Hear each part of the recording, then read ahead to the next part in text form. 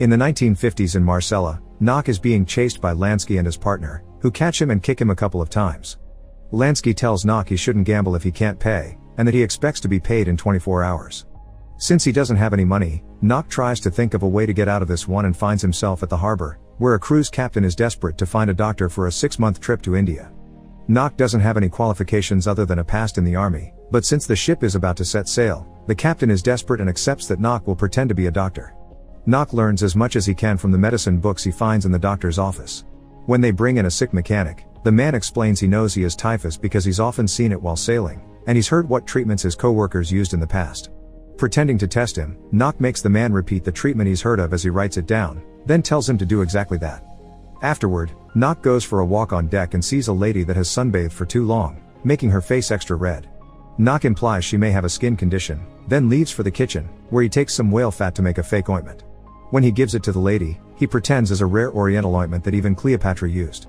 A few days later, the redness of the lady's face disappears naturally because it had only been a bad tan, but she thinks it's thanks to the ointment and is willing to pay any cost for more. After selling her 3 bottles at a crazy price, Nock checks on the mechanic, who is doing better too.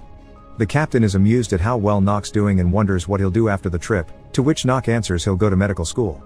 5 years later, Nock arrives at the small village of San Maurice, where he'll be taking over Dr. Parpolade's practice. Parpolade is moving to retire in the big city and wants to leave his office in good hands, so Nock assures him he studied to be a doctor after accidentally referring to the patients as clientele. The next day, Nock pays the mailman to go around town with an announcement. On Tuesday morning, he'll give every person living in San Maurice a free consultation. Afterward, he goes to the local pharmacy to meet Mr. Mousquet, whose business isn't doing well. Nock uses his charms to reach an agreement. They'll make people think they'll feel worse than they actually do and share the earnings. As the mailman delivers the announcement around town, gossip around Nock begins to spread. He's more elegant than what they're used to, but different is intriguing. However, Priest Lupus thinks a doctor that offers free consultations is suspicious and must be hiding something. Some hours later, the mailman goes to Nock for his payment and is approached by Adele to drop a letter, causing Nock to start developing an interest in her. Afterward, he gives the mailman his free consultation, already using his charms to convince him his stress has some hidden sources they're going to treat.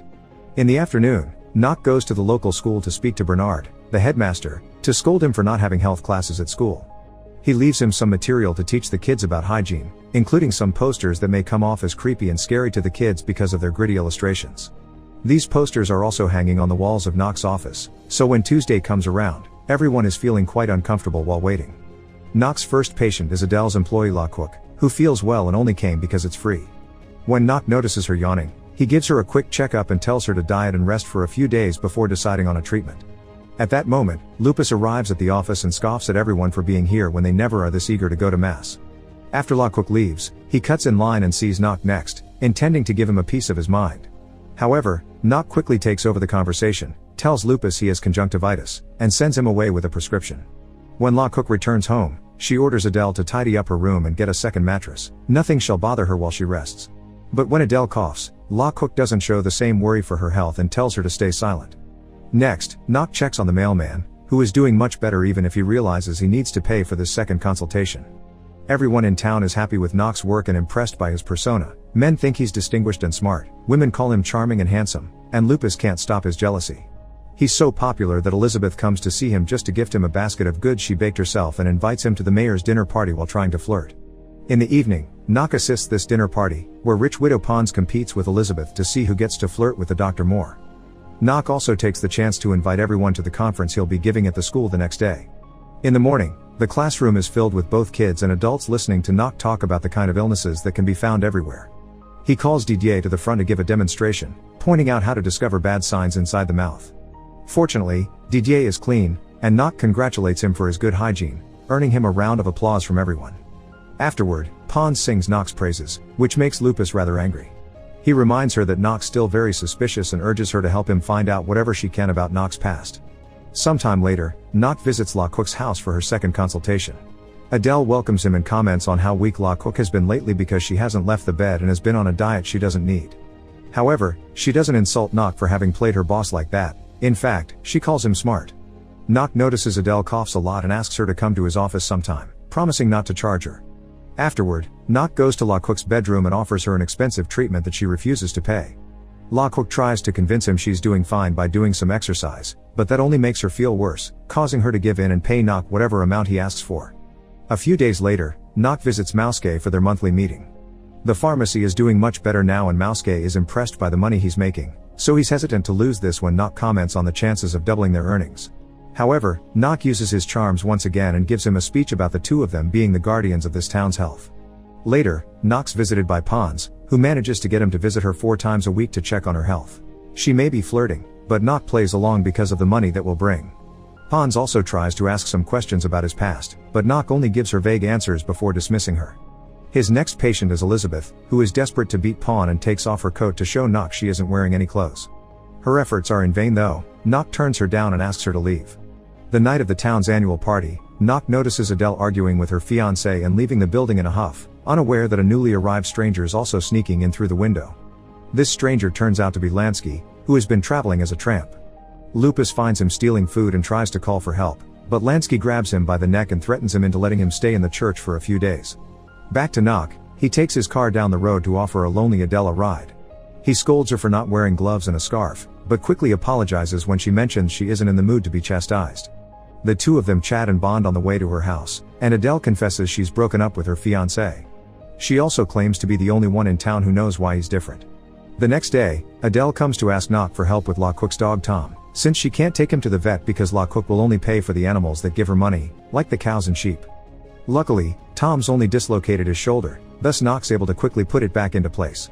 While Tom gets to run around again, Nock confesses he had been jealous of Adele's fiancé, so she asks him to dance with her right there to the rhythm of the birds singing. Sometime later, Lansky sees Nock in town and recognizes him, wondering what's going on. Nock has come to pick Mouske up to start a new project at the local hotel, and Lansky sees it all. After telling Lupus he'll stay 1 more week, he goes looking for Nock to ask for money. At first, Nock isn't afraid of him and pays him double the money he owed him. However, this isn't enough for Lansky and begins bribing Nock, asking for a big amount of money in exchange for keeping his secret. Adele doesn't show up for her date with Nock, so he goes to Laquik's house, who asks him for a new prescription before confessing Adele has been in bed sick for 4 days.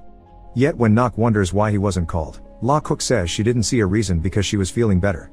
Nock rushes to check on Adele and worries when she sees the condition, causing him to send her to get some tests done at the city hospital. Before leaving, he leaves her a gift, a scarf with a pair of gloves. Unfortunately, when a few days later Nock gets the test results, they bring bad news: Adele has tuberculosis. Nock calls a friend in a specialized clinic to ask for treatment for Adele. He also promises to pay for it and requests his friend to keep it a secret from her. Later, Nock goes to the bar, and everybody falls silent when Lupus begins pointing out more people are sick now than ever. The bartender apologizes, pointing out that Lupus is just angry because nobody goes to church anymore since they're more concentrated on their health, but Nock doesn't let it bother him. Afterward, Nock takes Adele to the bus station and says goodbye to her.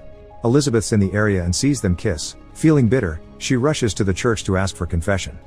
She tells Lupus an exaggerated version of what she saw and how warm it made her feel. She also lies about the day she went naked to the doctor's office and pretends Nock took advantage. Lansky notices how eager Lupus is to get bad gossip about Nock, and after Elizabeth leaves, he offers to tell Lupus some things about Nock's past in exchange for money. The next day, Nock goes to check the hotel, which is being transformed into the village's first clinic. He learns that Lansky is there renting one of the last rooms left, and finds him cleaned up and armed. Nock gives him the money he asked for, but Lansky grabs it only to ask for more, this time an even more insane amount. Meanwhile, Lupus goes to see the mayor to tell him Nock took advantage of Elizabeth and corrupted Adele into leaving her beloved hometown. However, the mayor doesn't fall for it. He already knows Adele was sent to a clinic, and points out Elizabeth is always taking her clothes off for people, including the mayor himself. Some days later, Nock receives a letter from Adele, who is very comfortable in the clinic and feels lucky to have met him. That night, Lansky comes over for his payment, so Nock promises he'll take out the money from the bank the next day. To seal the deal, Nock invites him to toast with whiskey, and Lansky takes it without knowing the doctor tampered with it.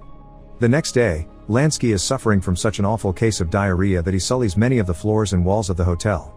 Nock goes to check on him and pretends Lansky's terribly sick, so he promises to help after Lansky gives him back his money and signs a letter confessing all his past crimes.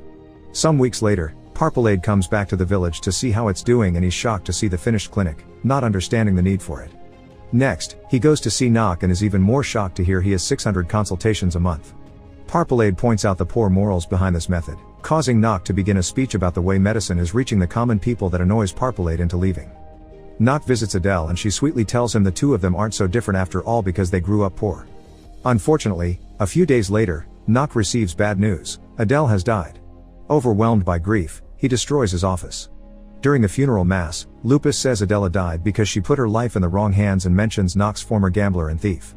Furious, Nock admits having done bad jobs to survive, but he worked hard to become a doctor when he had a chance. After insulting Lupus for bringing this up in the middle of a funeral, Nock leaves, and the townspeople immediately jump in his defense, also calling out Lupus for having interrupted such a solemn occasion with these matters. Meanwhile, Didier follows Nock to his house and notices he's packing his things up. The kid runs back to the church to tell the townspeople that Nock is leaving for good, so everyone comes to an agreement. They don't care if Nock isn't an actual doctor or is a criminal, he's made their lives better. Ignoring Lupus' pleas, everyone rushes out to the streets to surround Nock's car and ask him to stay.